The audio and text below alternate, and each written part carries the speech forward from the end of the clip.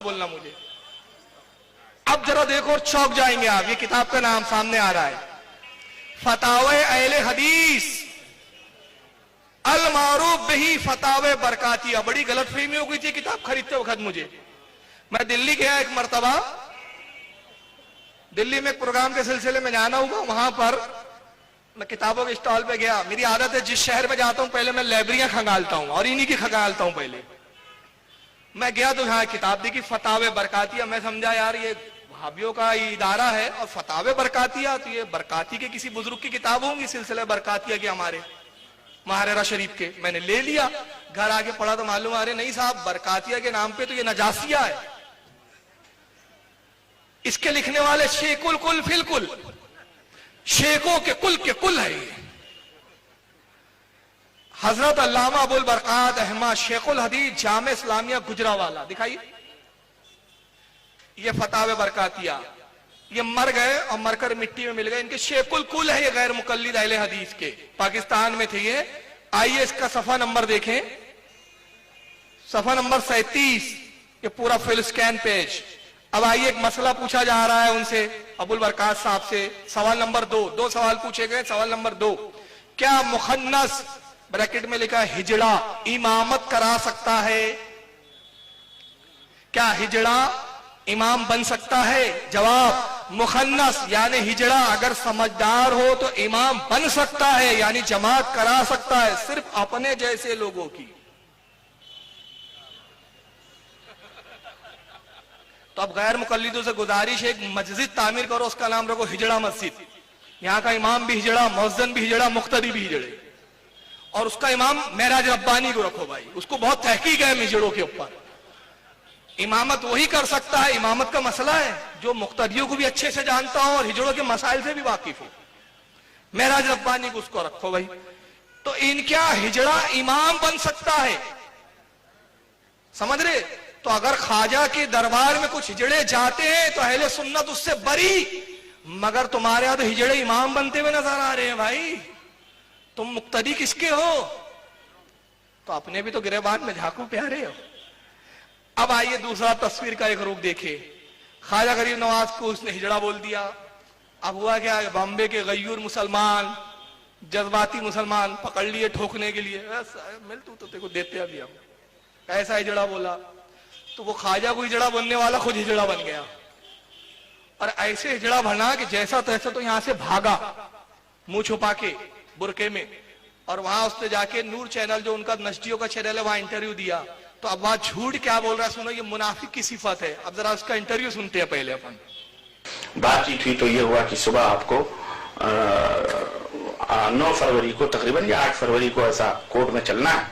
تو ہم وہاں کورٹ میں سیدھے حاضر ہوئے, اور وہاں پر مطلب وکیل موجود تھے. وجہ بتایا گیا کہ آپ نے کچھ غلط باتیں تقریر میں 28 جنوری کو کہی ہیں, اور آپ کے خلاف FIR درج کیا گیا ہے کہ آپ نے خواجہ معین الدین چشتی اجمیری کی شان میں گستاخی کی اور لوگوں کو برا بلا کہا ہے.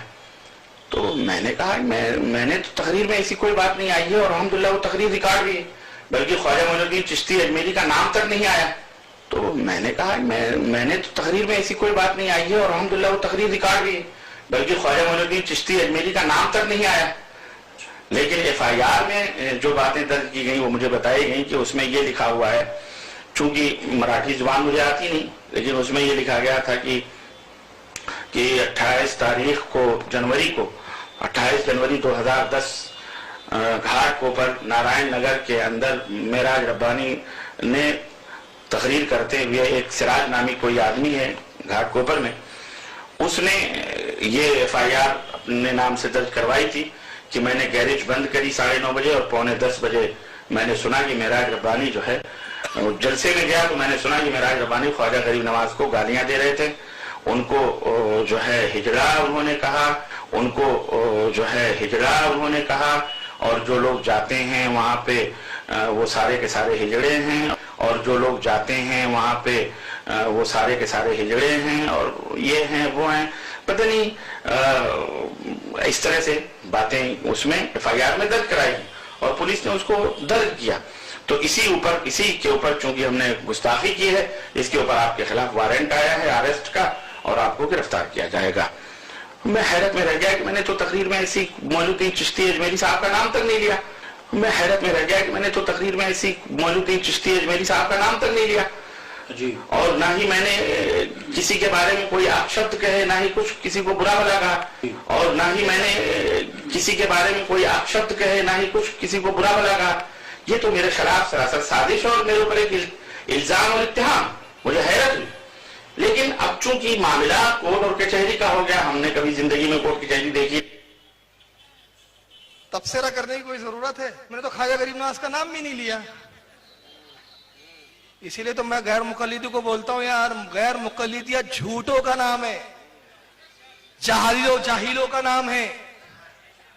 اب اتنا دکھانے کے بعد مجھے نہیں معلوم، میرے ایک بھائی نے بتایا، مجھے بڑا خوش ہوا، میں جملے سے وہ دہرا دیتا ہوں۔ ہمارے اہل سنت کے کوئی عالم ہے، انہوں نے مسجد میں تقریر کی میری پروگرام پہ تبصرہ کرتے ہوئے، تو انہوں نے جو جملہ بولا بڑا اچھا لگا مجھے وہ جملہ میں دہرا دیتا ہوں۔ انہوں نے کہا پہلے تو علماء بتاتے تھے، اب تو دکھا رہے ہیں۔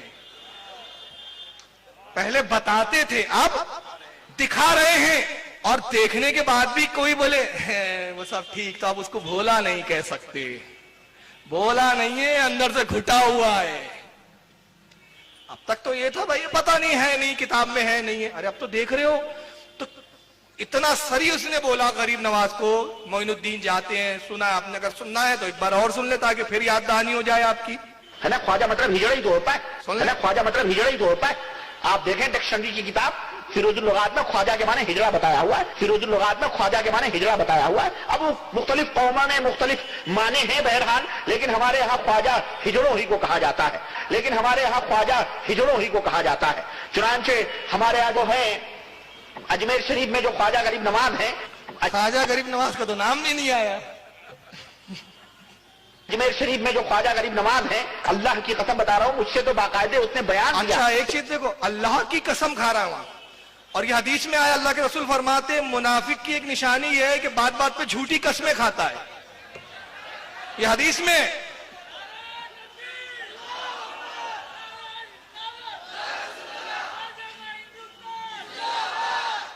اور ایک اور حدیث سنا دوں آپ کو، اللہ کے رسول نے فرمایا حق وہ جو دشمن بھی قبول کرے، تو اب میں کیوں منافق بول کے اپنی زبان خراب کروں؟ اسی کے جملے سن لو۔ جھوٹ اسلام کے اندر حرام ہے، جھوٹ اسلام کا حرام گویا کی کا کام کرتا ہے، جھوٹ اسلام کے اندر حرام ہے۔ اور منافقین کی نشانیوں میں سے یہ نشانی بتائی گئی ہے کہ جب وہ بات کرے تو وہ جھوٹ بولے، اور یہ مطلب جھوٹ کی وہ ہے، حرام ہے، جھوٹ بولنے والا حرام گویا کی کا کام کرتا ہے۔ سن لیے اس کا فتویٰ اسی پہ۔ ابھی ایک جھوٹ نہیں، ابھی کتنا بڑا منافق ہے میں آگے بتاتا چلوں گا آپ کو۔ اب ایک بیان سنیے، ڈاکٹر ذاکر نائک کوٹائی والے انگریزی بابو، اب اس کے خلاف کیا بولتا ہے سنیے، دال روٹی کا چکر ہے تو سنیے کیا بولتا ہے۔ ڈاکٹر ذاکر نائک صاحب کہتے ہیں کہ ہمیں اللہ تعالیٰ کو وشنو اور ودھاتا کہنے میں کوئی حرج محسوس نہیں ہوتا، کیونکہ لوگ اللہ کو خدا بھی کہہ کر پکارتے ہیں، تو اس سے کوئی برائی نہیں ہے۔ براہ کرم ہماری رہنمائی فرما دیجیے، کیا یہ درست ہے؟ اب یہی عقل پرستی ہے، اسی کو کہتے ہیں عقل پرستی۔ اب یہی عقل پرستی ہے، اسی کو کہتے ہیں عقل پرستی۔ آدمی کے پاس جس چیز کا علم ہو، اس آدمی کو وہی بات بولنی چاہیے۔ اللہ رب العزت نے قرآن میں فرمایا لا تقف ما لیس لک بہ علم، جس بات کا تمہیں علم نہیں ہے اس کے پیچھے مت پڑو۔